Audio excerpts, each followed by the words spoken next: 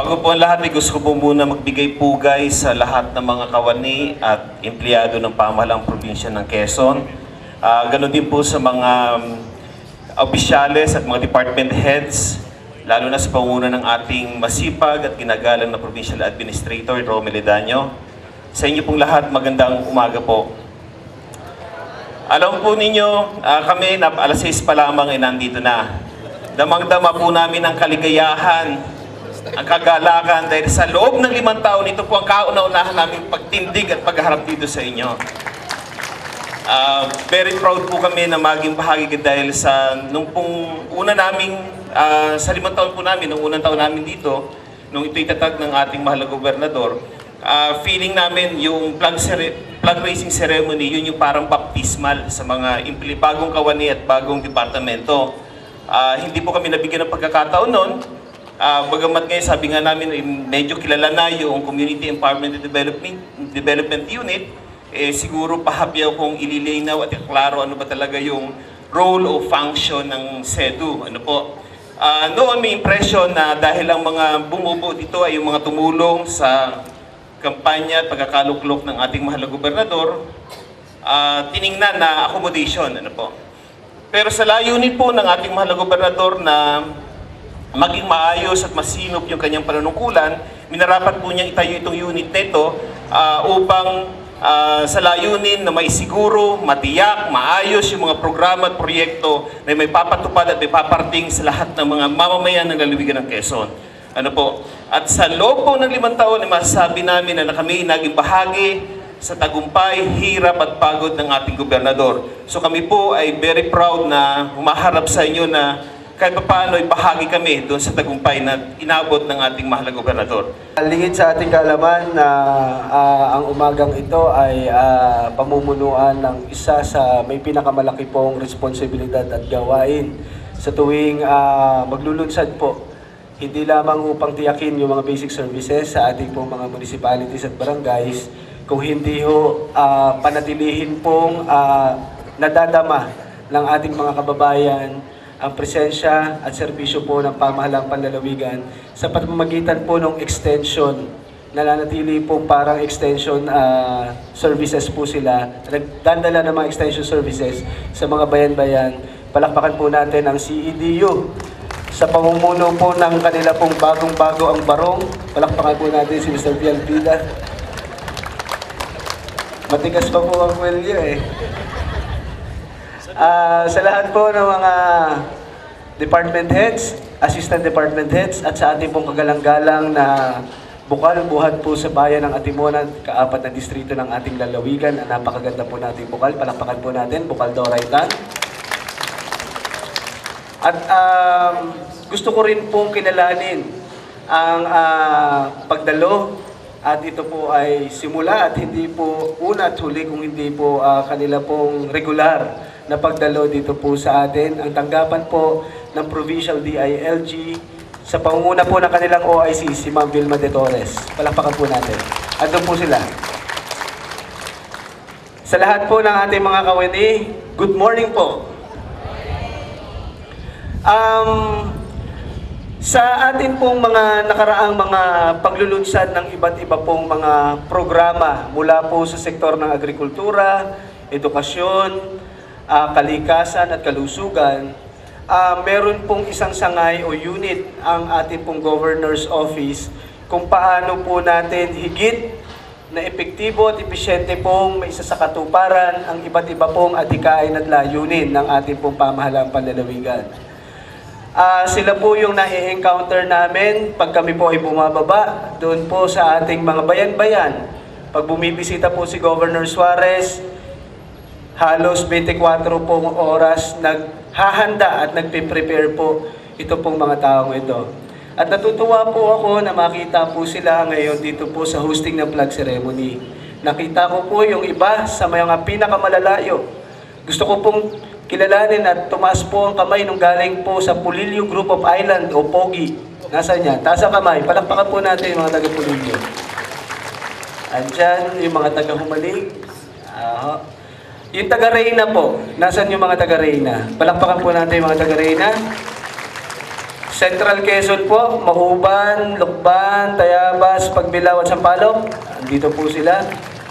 Sa 2nd District po, taas po ang kamay ng galing sa 2nd District. Yan, sila po yan. Sa Bundok Peninsula po, taas po ang kamay ng mga taga Bundok Peninsula. Okay. At ang ika-4 na distrito po ng ating lalawigan, andito po sila. Galing po sa isla ng Alabat, Perez at Quezon.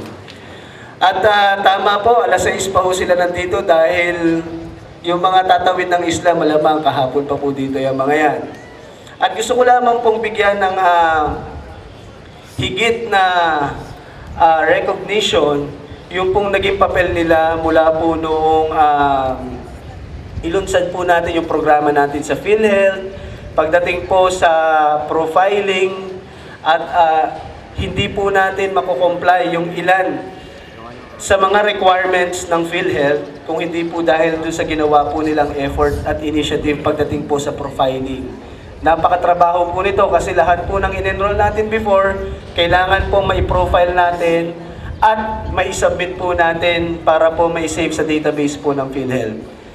Pagdating po sa sektor ng agrikultura, sila po rin yung pangunahing unit ng ating pamahalaang panlalawigan na nakikipag-ugnayan po sa mga Municipal Agriculture Office at sa iba't ibang samahang pangsakahan at pangisdaan upang tiyakin din po na yung pong ilan sa mga kahilingan po ng ating mga magsasaka at mangingisda ay matutugunan ng pamahalaang panlalawigan. Yung pong mga scholars natin mula po sa Quezon Science High School hanggang sa iba't iba pong pamantasan at universidad na pampubliko dito po sa lalawigan ng Quezon, sila rin po ang nagsasubmit dito at nagpa-process ng iba't iba pong papel upang tiyakin na yung pong mga scholars natin ay kumpleto ang requirements at meron pong kaukulang mga dokumento upang sila po ay manatili at makapasok doon sa scholarship program. At ito po nakaraan sa mga programang pangkapaligiran at pangkalikasan, mula po sa programa ng Luntiang Katipunero, ang isa po sa masasabi po nating isang innovative program ng pamahalaang panlalawigan upang magkameron po tayo ng mga frontliners pagdating sa mga environmental protection program. Sila rin po yung naging katuwang at kabalikat po natin dito. So nananatili pong secured yung ilan sa mga programs natin na masasabi po natin na in place ito at ang iba po ay na-institutionalize na natin down to the community level sa pamamagitan po ng CEDU. Ngayong umaga, kung mapapansin po natin dito sa harap ng ating Kapitolyo, ay meron po tayong ilang mga barikada at nakatakda pong mag-take off yung pong ating Ronda Pilipinas. Isa po sa premyadong competition pagdating po sa mga siklista. Sa bahagi po ng ating mga pag-host sa mga ganitong uri po ng mga competitions, ipinopromote po natin ang iba't ibang mga magagandang lugar dito po sa ating lalawigan. At pag dinaanan po yan nung Ronda Pilipinas na taon-taon pong ginagawa sa pamamagitan po ng LBC, nakikita po ng iba't iba po nating mga kababayan galing po sa iba't ibang lalawigan ang ganda ng iba't ibang lugar na makikita dito po sa lalawigan ng Quezon. At yan po ay pinaghandaan at pinagsumikapan pong may coordinate ng ating pong provincial GSO sa pamamagitan po ni Mr. Neji Roel Radovan. Dito pong nakaraang linggo ay isinagawa po ang isang napakalaking major surgical mission dito po sa bahagi ng Candelaria Hospital. Mahigit kumulang pong 100, 54 po ang nabiyayaan at ang naisagawa sa minor surgery at 55 naman po sa major surgery.